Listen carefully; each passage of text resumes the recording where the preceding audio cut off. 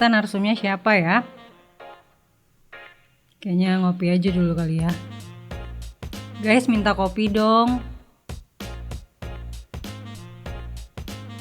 Makasih.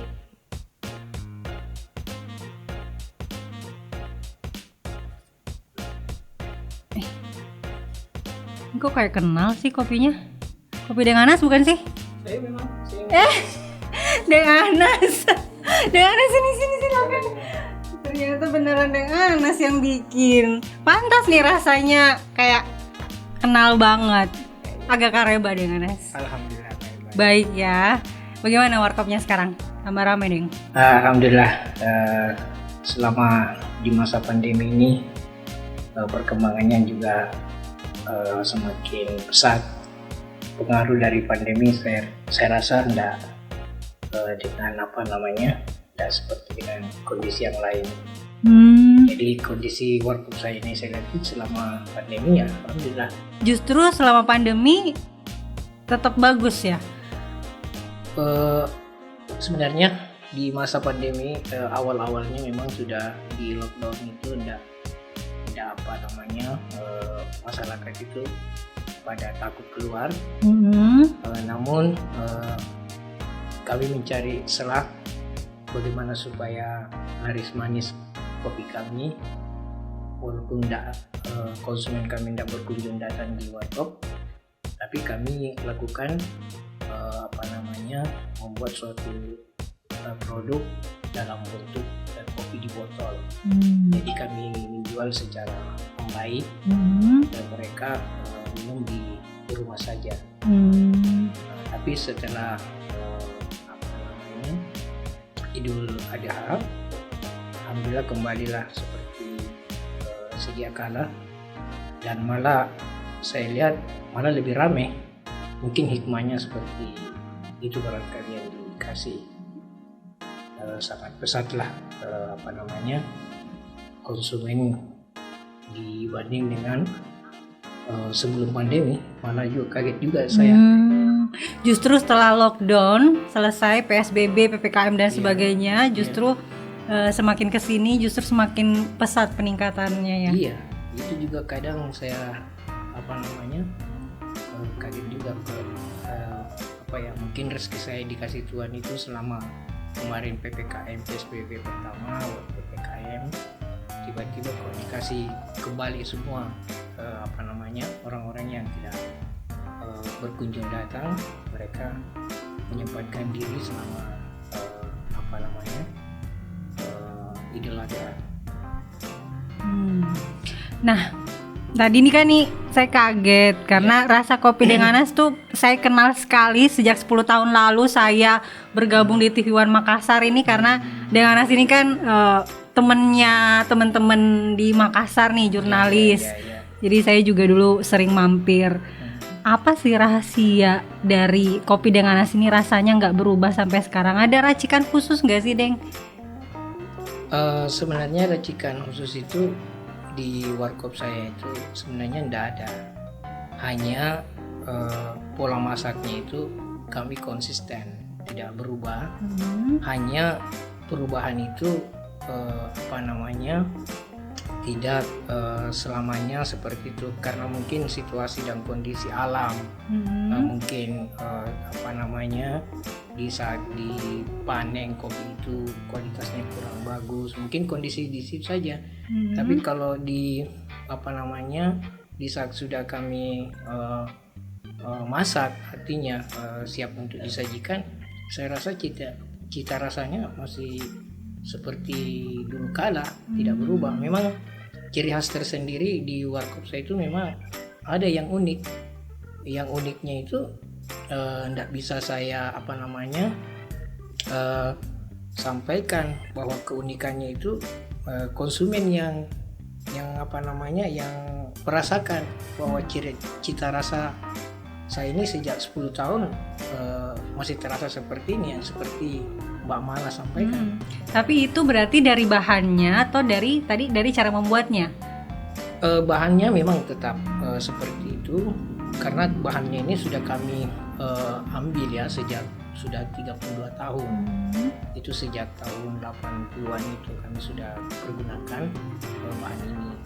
Namun di masa apa namanya perkembangan dari masa Orde Lama ke Orde Baru itu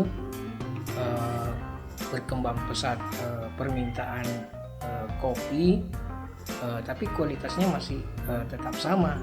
Namun pola masaknya ada sedikit kami rubah karena di masa Orde Lama itu kami menggunakan bahan bakar dari minyak, tiba-tiba berubah menjadi apa namanya kayak gas kayak gitu.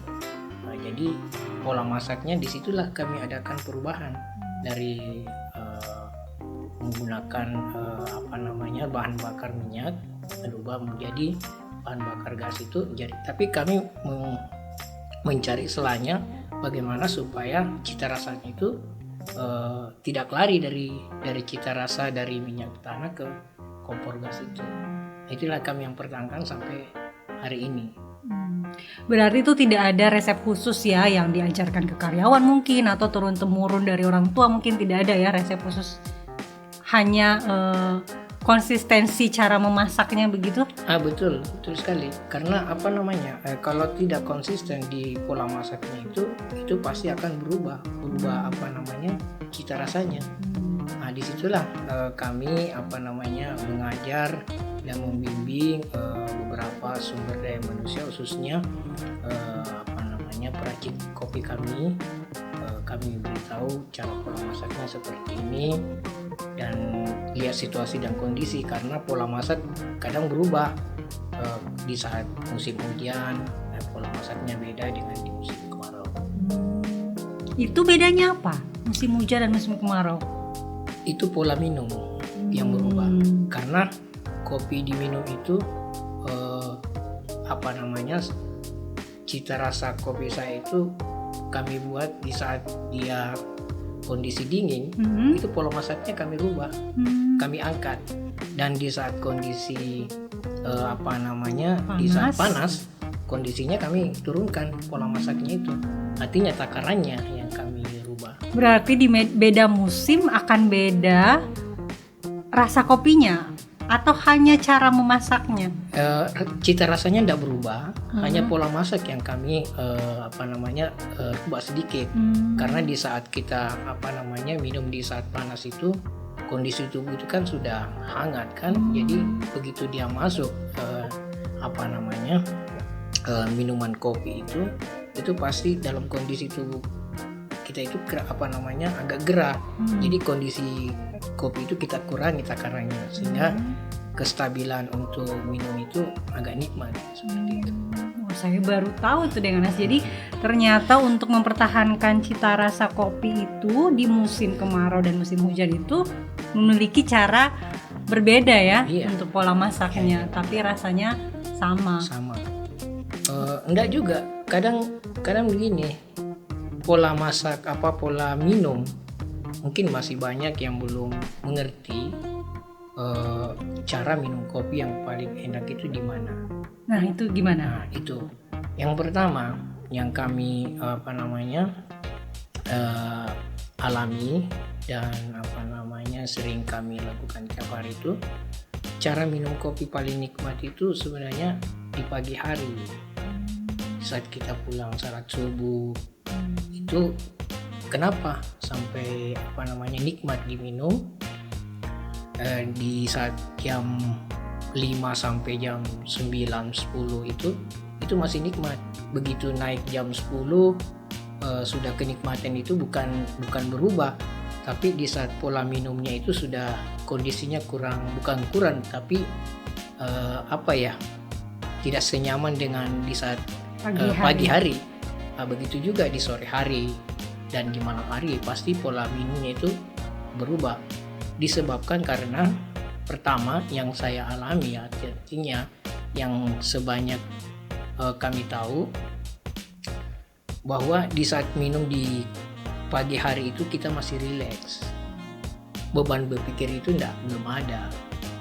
Di saat dia naik mulai dari jam 6 sampai jam 9 itu kita sudah masuk kantor. Begitu masuk kantor kan sudah banyak dipikir. pekerjaan inilah, pekerjaan itu, pekerjaan ini. Nah, begitu naik sampai siang kan kita sudah kecapean. Kecapeannya itu di saat minum kopi itu lain dan sangat lain dibanding di pagi hari itu. Berarti Deng Anas tuh mau bilang kalau minum kopi itu dipengaruhi kondisi psikologi gitu. Yes, itu betul sekali itu. Tidak lari. Itu. Jadi warkop Deng Anas ini buka mulai jam berapa? Saya buka itu sudah setelah salat subuh. Ke salat subuh sekarang itu kan jam 5:15 ya, sudah saya buka itu. Dan ready kopinya itu saya sudah siapkan itu sejak jam 4 subuh sudah ready. Jadi karena kopi itu tidak serta merta begitu dimasak, begitu mendidih langsung disajikan, tidak seperti itu, karena ada beberapa hal yang perlu kita ketahui di dalam pola masak itu, karena ada cita rasa yang tersendiri yang saya miliki, sehingga saya belum berani begitu belum siap untuk disajikan kami sajikan, enggak. Karena memang ada cita rasa yang aromanya, apanya, baru kita dapat untuk menyajikan kepada konsumen. Buka jam 6 pagi itu untuk memenuhi cara minum kopi yang tepat ya. Yes. Setelah salat subuh pagi. Yes. Apakah Deng Anas mensosialisasikan kepada pelanggan Deng Anas kalau minum kopi yang enak itu di waktu ini, dan akhirnya banyak yang datang di jam-jam seperti itu? Sering kami mensosialisasikan kepada khususnya karena yang sering datang di saat subuh itu ya usianya yang 50 tahun ke atas. Artinya kalau di anak-anak muda itu kan bangunnya ya kita tahu kan. Namun kami juga kadang memberitahu kepada anak remaja, coba kita cari pola minumnya itu, kopi itu seperti apa, apakah siapnya di saat pagi, siang, sore, dan malam. Dan kami juga sering sampaikan bahwa cita rasa kopi yang kami miliki ini memang ada sesuatu yang ada pada diri seorang konsumen yang menikmatinya itu. Contohnya saja Pak Sahrul saja, kalau dia minum kopi ini pasti dia tahu, karena ada beberapa dia sampaikan ke saya bahwa Pak Sahrul tahu bahwa ini kopinya Deng Anas ini bukan kopi Deng Anas ini. Itu yang pernah saya dengar ke telinga saya, bahwa beliau sempat disajikan kopi, namun yang disuruh beli kopi itu salah beli, bukan di tempat itu. Lantas beliau sampaikan bahwa sepertinya bukan kopi Deng Anas ini. Ya, itulah yang kami pertahankan sampai hari ini. Beliau masih rasakan kenikmatan kopi yang kami sering sajikan kepada beliau. Syahrul Yassin Limpo ya, yes, Menteri Pertanian saat ini. Saat itu masih gubernur, masih wakil gubernur, beliau sudah kenal dengan Deng Anas untuk sajiannya. Berkesannya beliau itu banyak masukan yang yang sering diberi disampaikan kepada saya, bahwa kalau kita berbicara kopi, Deng Anas bagusnya fokuslah di kopi, janganlah fokus ke kegiatan lain. Dan itu amanah itu sama dengan amanah yang disampaikan ke orang tua saya. Karena kenapa sampai saya sangat berkesan kepada beliau itu, yang menyebabkan karena amanah itu kok bisa Pak Sahrul memberikan amanah seperti itu ke saya. Yang kedua, Pak Sahrul lah salah satu konsumen di sekian ribu banyak konsumen saya, sudah mungkin sudah ada 1.000-2.000 konsumen saya, sampai mulai dari tahun 82 sampai sekarang ini. Beliaulah yang sangat terkesan ke saya, karena pertama kali beliau sampaikan bahwa, Deng Anas, apakah kamu pernah punya kopi yang tidak pernah kamu sajikan? Saya bilang ada, Pak.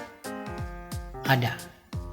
Sejak saya tahun 82 ikut sama bapak itu mungkin beliau usia gubernurnya itu mungkin baru gubernur tahap pertama 2 tahun mungkin. Saya lupa itu tahun berapa. Disitulah saya buatkan, dan itu merupakan kesan yang sangat berkesan sekali karena kopi yang saya buatkan itu dan dia beri nama. Dan nama kopi itu namanya kopi gubernur. Dia sampaikan kepada krunya waktu itu dengan para jajarannya yang berhadir di Warkop Denganas. Dia sampaikan bahwa bukan karena saya gubernur minum kopi ini kita namakan, tapi memang nama kopi ini kopi gubernur. Nah itulah ada beberapa media sempat meliput dan memediakan di berbagai macam media pada saat itu. Ya makanya kesan itu sangat saya tidak bisa lupa karena sampai saya sangat berkesannya itu, makanya saya buat di daftar menunya itu ada kopi gubernur namanya. Kopi gubernur. Dan itu racikannya sama dengan yang Denganas buatkan untuk Pak Syahrul? Bisa apa namanya? Atau cuman menu saja? Menunya memang seperti itu dan campurannya seperti itu, tapi di saat kita buat itu mungkin ada racikan tersendiri buat untuk beliau. Tapi karena di media itu kemarin sempat saya utarakan juga bahwa kopi gubernur itu ada tersendiri campurannya, sampai dimediakan kembali bahwa rahasia kopi gubernur itu masih ada di tangan Denganas dan dia belum ungkap seperti itu. Seperti itu. Berarti itu memang benar-benar spesial ya. Ya, makanya itu sangat berkesan sekali apa namanya. Sangat berkesan sekali ya Pak Syahrul. Baik, berarti Denganas mengharapkan suatu hari Pak Syahrul akan datang kembali ya. Insya Allah, karena beliau kan selama Menpan ini alhamdulillah sudah berkunjung datang di tempat kita dan sudah selama dia menjadi menteri sudah pernah kembali? Sudah kembali ke tempat kami, sudah ketemu, sudah beberapa kali kami ketemu dan kami sampaikan, tapi alhamdulillah sudah terwujud. Beliau sudah berkunjung ke tempat kami selama menjadi Menteri Pertanian. Dan sebenarnya kami mau sampaikan bahwa ada racikan lagi tersendiri yang saya akan buatkan tapi saya mau namakan kopi tani. Tapi belum momennya waktu saya ketemu dengan beliau di Warkop. Belum sempat kami sampaikan karena kolega-koleganya pada saat itu sangat banyak dan memang beda di saat gubernur dengan menteri. Aturan seorang aparat negara sangat beda dibanding protokolernya sudah berbeda ya. Nah, jadi mudah-mudahan suatu hari bisa memperkenalkan kopi tani ini kepada Menteri Pertanian. Baik Denganas, selain Pak Syahrul, tentu banyak pejabat-pejabat lain yang datang ke Warkop Denganas. Siapa aja Denganas yang Denganas ingat?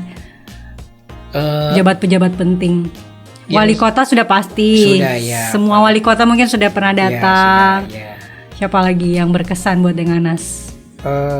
Jajaran dari tingkat kepolisian hampir Pak Kapolda sudah berkunjung datang di tempat kami. Dan di jajaran lain ya pejabat-pejabat yang dari bupati,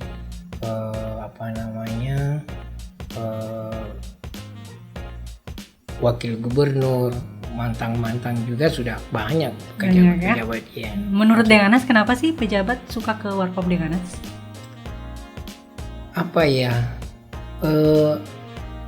Saya juga enggak banyak tahu ya kenapa sampai mereka, apa karena racikannya memang ada tersendiri yang dia senangi, ataukah memang sudah ada yang senang kopinya Denganas sampai janjian ke tempat kami, atau ada hal lain yang mungkin situasi dan kondisi di Warkop kami itu kami sudah siapkan. Tapi saya rasa khususnya ya mungkin karena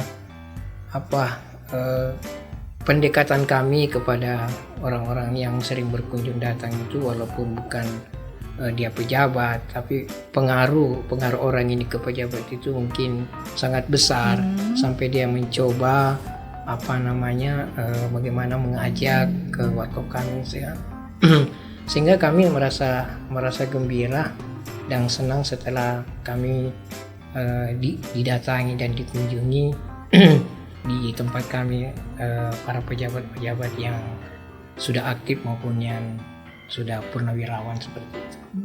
Kalau jadi juragan warkop begitu, apa wajib beramah tamah kepada semua pelanggan dengan Nas? Kalau orangnya pendiam, kira-kira warkopnya ramai nggak nih yang punya warkopnya pendiam? Atau memang harus menyapa semua pelanggan atau mengajak ngobrol gitu dengan Nas? Pada prinsipnya memang beda. Setiap manusia itu kan ada karakter yang kita miliki berbeda-beda. Seperti ajaran bapak saya, dan itu kita lihat, kita ketemu dengan orang tua, berbicara orang tua, berketemu dengan remaja, kita berbicara remaja, walaupun posisinya kita sudah setara dengan dia dan kita anggap bahwa dia itu adik, ya kita anggap bagaimana cara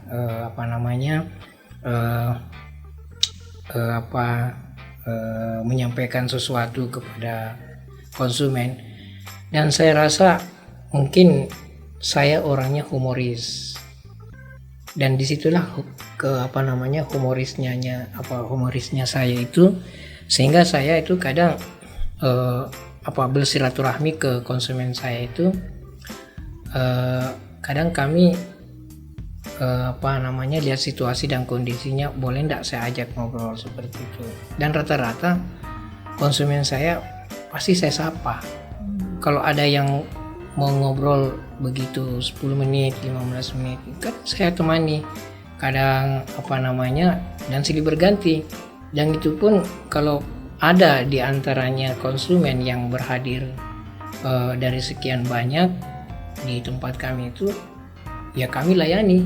Kalau pamannya mereka butuh ngobrol dan memang itu kunci, dan memang ada tersendiri dia rasakan kalau mereka konsumen itu disapa, karena ada sesuatu yang saya rasakan disajikan. Kadang saya langsung sajikan itu, kadang dia bilang, kenapa kamu yang sajikan?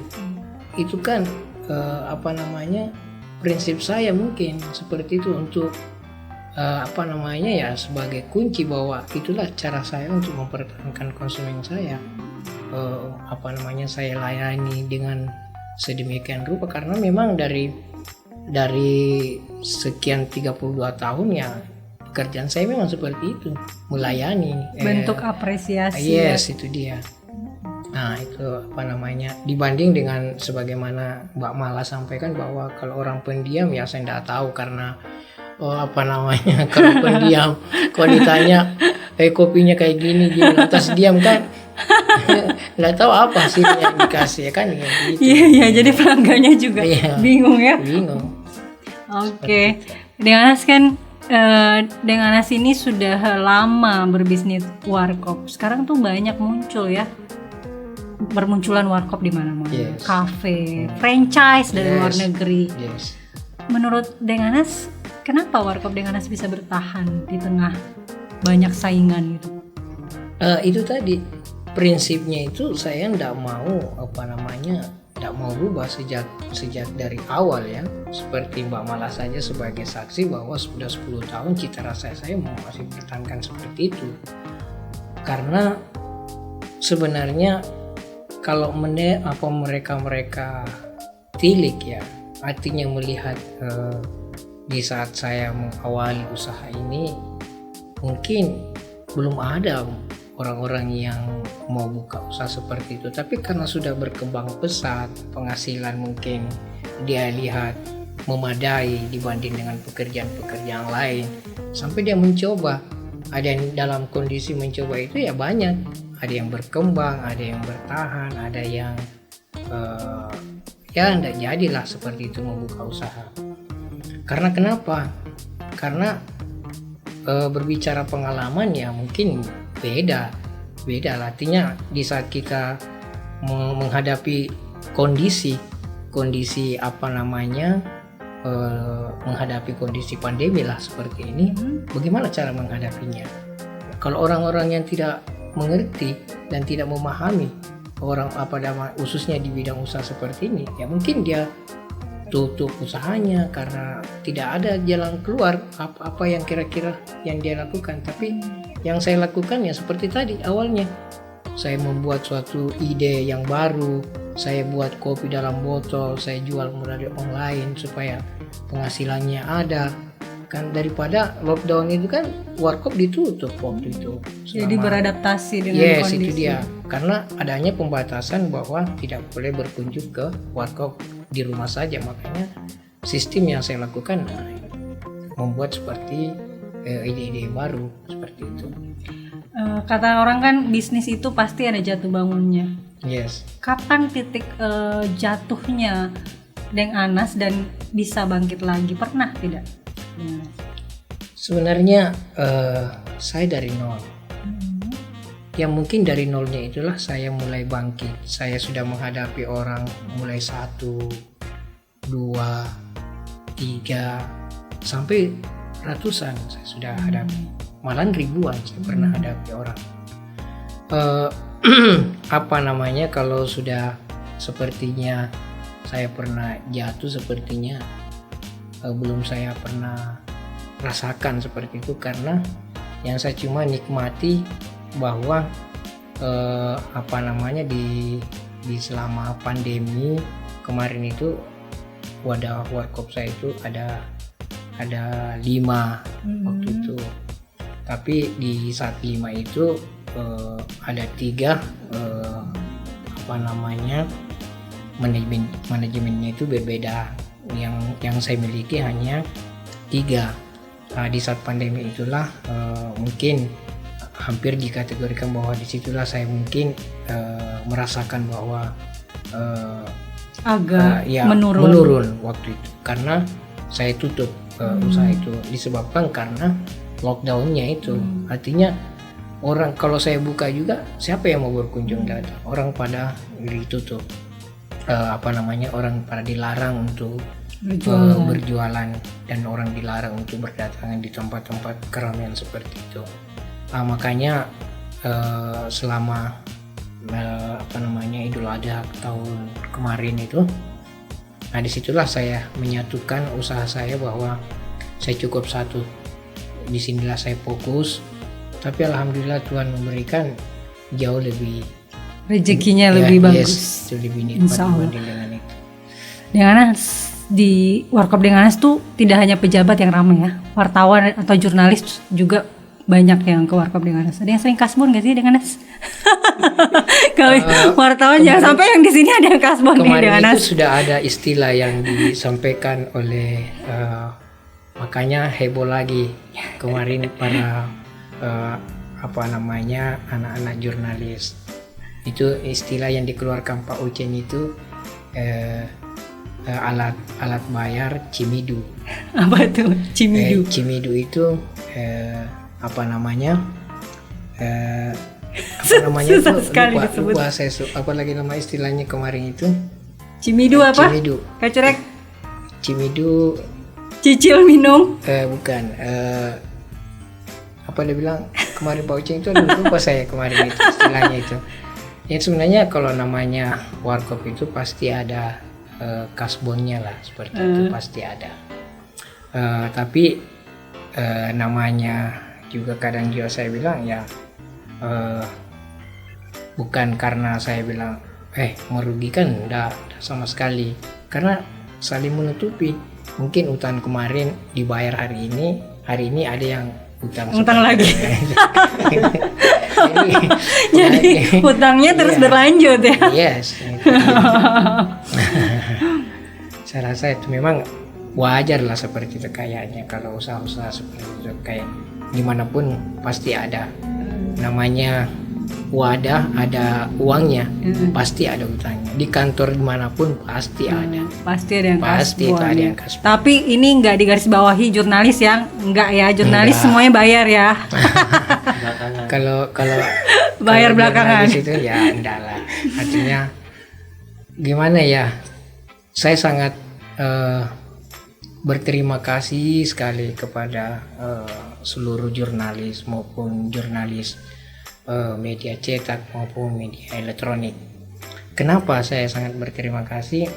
Ya seperti yang kemarin di saat ulang tahun ke-14 TV One menyampaikan bahwa awal-awal kita membentuk TV ini di Warkop Deng Anas waktu itu, dan berkantor di situ, kita berkantor sebelum ada berkantor. Makanya berkesannya dan sangat saya berterima kasih kepada Namedia itu karena saya tidak ada sama sekali saya bayar dan terbayar apapun sampai saya terkenal di Indonesia.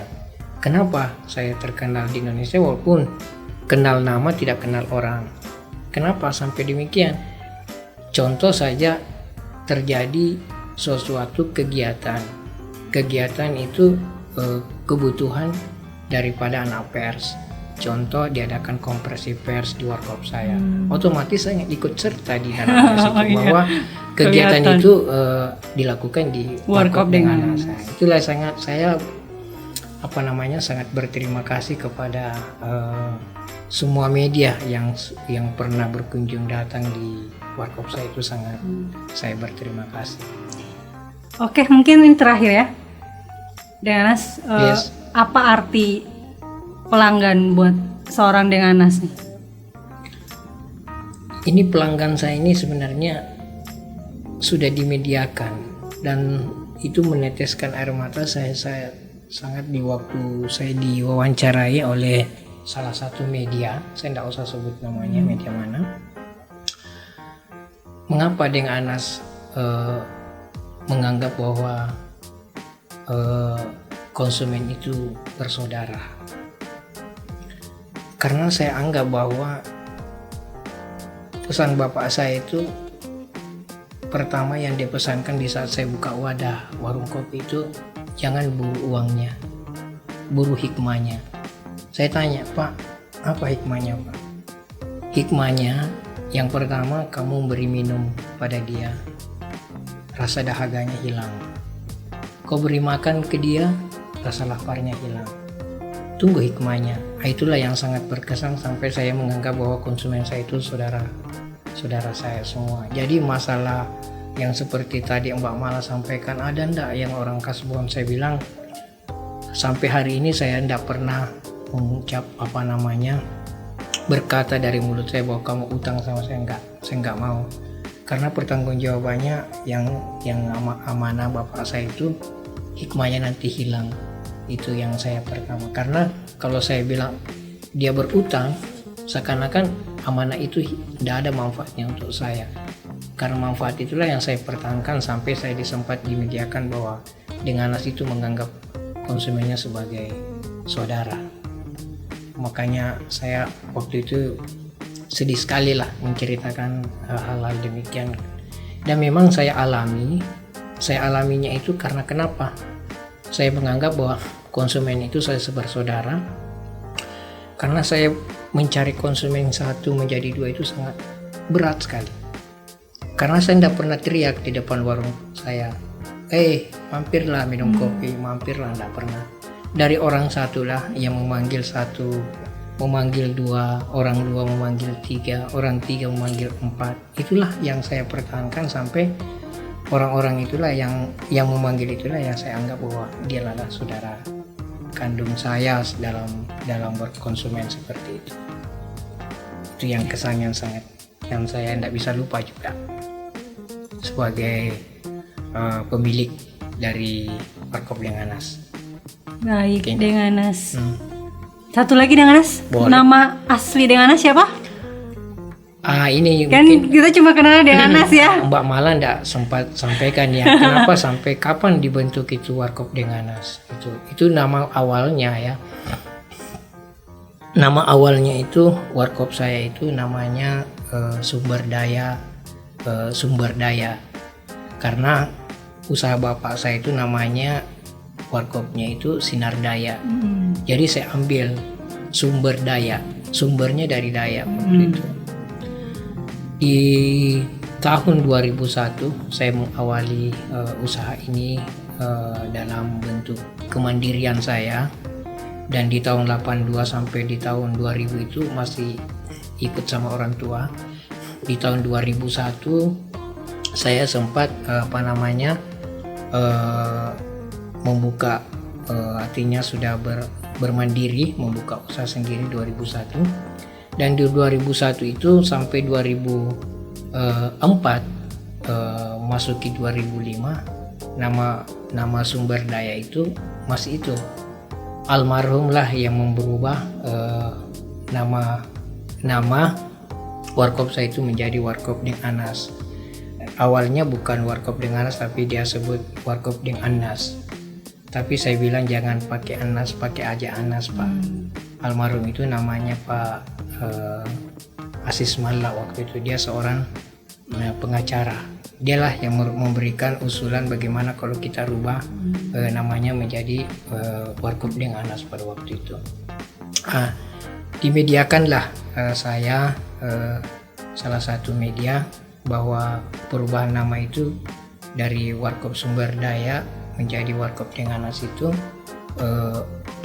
menjadi sumber daya ke Warkop Deng Anas itu tahun 2005. Dan disitulah ditanya siapa sih sebenarnya nama asli kamu dengan Anas. Nah, seperti yang disampaikan Mbak Mala tadi, nama saya itu Nasrullah Nawir, nama asli saya. Kadang dipanggil Nas, jadi kadang pendengarannya Anas kayak gitu. Nas, Anas kayak ya itulah awalnya yang dibentuk sampai namanya menjadi Deng Anas. Yes.